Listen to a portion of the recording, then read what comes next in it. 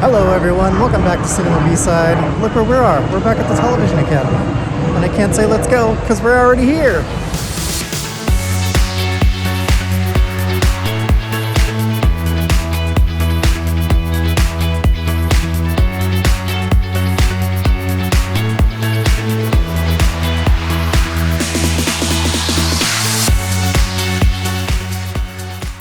Oh, hello, hi there, it's me Todd. I'm in the studio, and today's sponsor is myself. The best way to support the channel is to subscribe to my Patreon, where not only do you become a member of the community, you get early access to the B-side videos as well as watch-throughs of movies or TV shows we are covering, and other movie reactions and commentaries from a filmmaker's perspective. And if that's out of your budget, no worries, just hit that like button. It really does help out the channel with the algorithm. And of course subscribe to get the latest videos delivered directly to you. Hit that notification bell to be alerted of the newest uploads, and please share these videos with your friends and family. And now, back to our regularly scheduled program. Today we're here for the FYC event for the Hulu television show, The Girl from Plainville. It's like the cast and all the reporters are lined up here, looking to get a glimpse of the stars as they arrive on the carpet. So I just ran into one of the reporters from one of my shows. He's here, working at a different show. But yeah, here it is, the Girl from Plainville. We'll be doing the usual, watching a episode of the television show. We'll be doing a Q&A with the cast, and then we'll have a little after party here at the Television Academy. Wow, there's a really long line. It looks like they've invited members of SAG as well as some press, but the Television Academy members get to go right in this time.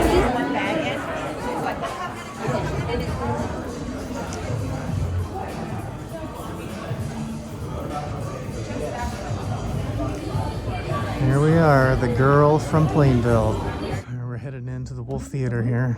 The show, Girl from Plainville, is, I don't know if any of you remember, there was a guy who committed suicide and his girlfriend egged him on and kind of forced him to do it, to kill himself. That's what the show is about. It's about that whole thing that happened. There it is. Screening will begin shortly, so please take your seat. Thank you. Good evening, everyone. Thank you so much for getting vaccinated and coming out in person for this event. I am so pleased to welcome you to this finale screening of The Girl from Plainville. You got to see this before anyone else, so feel very special. Please join me in welcoming tonight's guests who brought this timely, essential story to the screen. I want to start with the actor who plays David Carter. Please welcome Kai Lennox.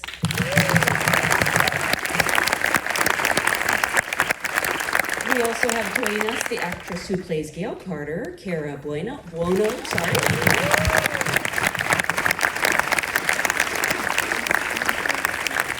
The actor who stars as Lynn Roy, Chloe Sevigny.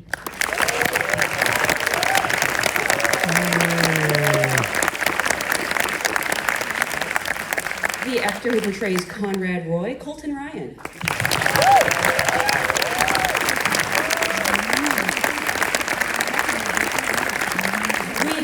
Co-showrunner, executive producer, and director. Please welcome Liz Hannah.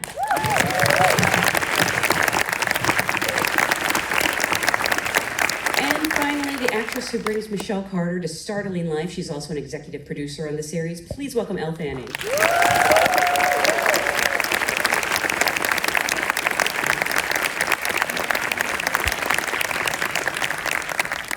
Thank you all so much for being here. This is such a stunning, like I said, timely series. On a superficial note, this is the best dressed cast I've ever seen. All of you. I would cast them. Yeah, it's kind of intimidating. We're here with an audience of your peers, people who are fellow writers, actors, directors. I actually always like to start by asking, where did it all start for you? What was your very first job in this industry? Did you begin as a production assistant? Did you have, one line on a local commercial? What was the first thing? As a child, my first paid gig was a Voltron commercial. I don't know if it was like the poor man's Transformer. And I was a 7-year-old. It was the pink lion princess. And I said, "Go, Voltron Force!" That was my first line. My first gig was I played a tree and a door frame in a highly conceptual version of A Little Night Music in a barn in New Hampshire. And where your mind goes when you stand and hold a door frame, here's a high concept, it's very dark. Wait, this sounds like it could have been amazing or terrible. I won't comment on that. I was an intern in New York in production. This is like the boring answer. I'm a writer. It was I was an intern in New York in production on a movie called Reign Over Me with Adam Sandler and Chris Rock. And then I was an intern on Spider-Man 3 for about 2 weeks before I got fired, which I really liked to tell Amy Pascal after she bought the post. Elle, for you? Yeah, well, for me, obviously my sister started before I did, and her first movie, I guess, was technically mine too, because it was I Am Sam, and she was 6, which made me, like 2, and I was on set with my mom, and I would visit a lot, but they needed someone for like a flashback sequence, and so all I had to do, they asked me, because I looked a lot like her, so they put me in the outfit, and I swang on the swing with Sean Penn and had to like lay in the grass, and that was it. I don't remember much. At the age of 2. Yes. But she really struggled before that. Yeah. And your first gig out of the gate is with Sean Penn, no big deal.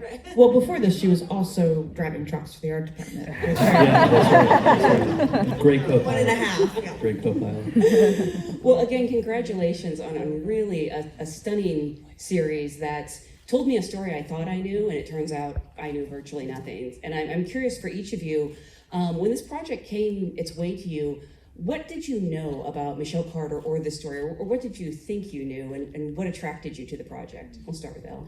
Okay, yeah, I mean, I think I have to do the math correctly, but when the court case, was televised and in the media, I think I was around 19, so I would, just graduated from high school, and obviously, it was just so splashed across the news all the time, and but it was a very one-dimensional view of it. They really painted it as, Michelle was kind of this manipulator, Black Widow, and Conrad was very, the victim in this, which he very much was, but at the same time, we didn't really get to learn anything about, this young man's life or his backstory or who he was. He was just strictly the victim. And I guess I was aware just because these were kids that were my age and, dealing with technology and growing up in the age of technology, which I very much was and could relate to. And I think we're all still trying to navigate that world and kind of the false intimacy that creates, and that instant gratification of when you get a text and that feeling. So I was aware, but it wasn't until really Patrick McManus and Jesse Barron. Shout out to Patrick, who couldn't be here tonight. He's So showrunner. yeah, we got to shout him out. Yeah, we got him like that.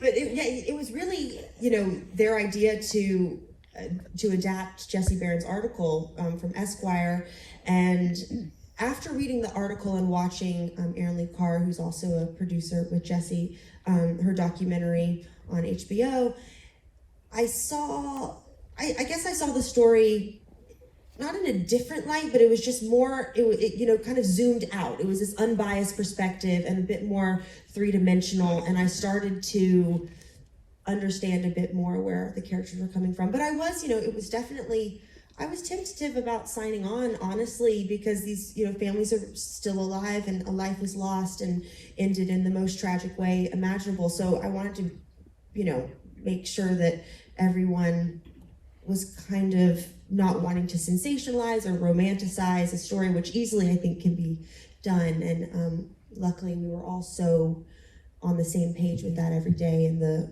great responsibility that came with telling this story. What did you know about Conrad going in? And I imagine you learned so much. Yeah. Well, when I started this, I knew the premise, but I remember being so floored by, to toot your horn, when it showed up in my email. And Keep going. Am I getting the Venmo soon, or what is it? I sent you a check. It's a check. It's email. Okay. No, really, to toot your horn, I mean, the log line was so emotional and three-dimensional and consequential. That was really the part that made it. I didn't even associate it with the case that I'd known, this hollow, sensational thing. I didn't even, and that's when I was like, oh, I have to be a part. And when I eventually got the part, the first thing I did was Google, of course, his name. And he has a Wikipedia page, but it's really not his own. It is still titled to this day, The Death of Conrad Roy III.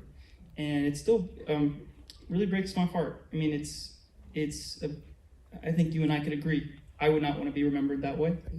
And I think he still, to this day, deserves the grace of, as much as there was dark, there was such a balance of light and such love as much as heaviness. And so, yeah, I mean, I felt that weight, but also getting to know him was such a privilege that it felt very light itself. Playing it was very affirming. Chloe, I want to know what attracted you to this project, but also working with this fantastic young actor. The scenes that you two share are just phenomenal, and I don't know if you can, I guess that's good acting to some degree. You create that chemistry, but it feels very real. I'd love to know where that came from. Where does it come from? The magic of the out-of-body acting experience. It comes from good writing. It comes from great producers and showrunners and directors that also allow you just to act in the way that they allowed us in this show. I mean, there are certain showrunners and producers and shows we think where, it's very heightened, it's, play the stakes. What are the stakes? High stakes. And there was never once the word high stakes. So I felt very blessed that they just let us really sit with the scenes and with each other and have quiet moments where we could just look at each other and take each other in and really just communicate, even if it's not verbally. And so I think a lot of the magic of the show and the performances come from our great producers and directors and just the quality of the acting that they wanted to capture, so it's a testament to them. Not us. We didn't do anything. I'm curious first about the physical transformation, how, if it took a while to sort of find that, how far you went and then sort of brought it back, but then also the emotional preparation to take on such a role. Yeah, it's interesting. Erin is here tonight, who drew those eyebrows on. Yes, she's here. Erin and Jules and Mirren, Mirren did the costumes and Jules did the mini wigs for my side. And yeah, I mean, obviously that courtroom look of hers is kind of the one that people know most. I think what's really interesting, our story also, spans 7 years. So she really transforms, and when you look at photos of her younger, she really looks like different people in each photograph. It's so interesting, and kind of the evolution of her really becoming, in that court, it's kind of like a shell of a person. The real Michelle Carter was voted most likely to brighten your day in school, ironically. But I think you were talking about judgment and stuff, and when you're playing a character, you can't spend your time judging them. I think you don't have to like the choices that they make, but you ultimately have to try to understand where they ultimately ended up doing what they did. And obviously Michelle is still alive. I didn't talk with her or anything like that. So, and we had a lot of resources and people who, were around the case at the time, but at the same time, you don't know what's going on in someone's brain. I mean, I think the last episode, we were trying to figure out how to end this series, and I think kind of going into that fantasy element of seeing kind of what's inside her, that's when I really kind of figured her out, is that she kind of lives in this blurred line of fantasy and reality, and she kind of lives in between. And I think her obsession with Glee and The Fault in Our Stars, and that is kind of when it clicked for me, because as an actor, I live in fantasy land all the time, and you have to remind yourself to keep yourself grounded.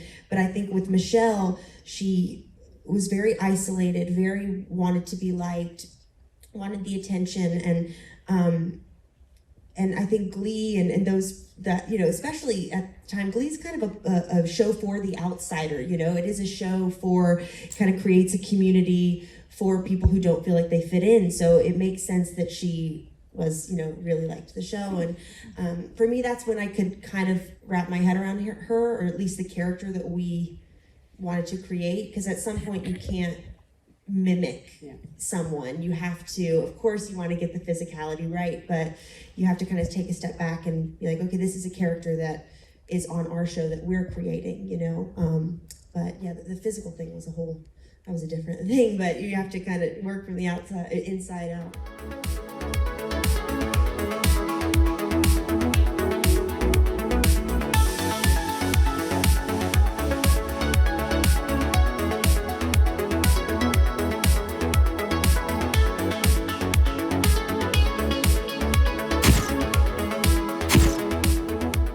All right, friends, that show is hard to watch, but it was really good. Elle Fanning does an awesome job.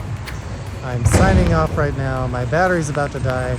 Of course, don't forget to like and share and subscribe and all that stuff. Take care. I'm out of here.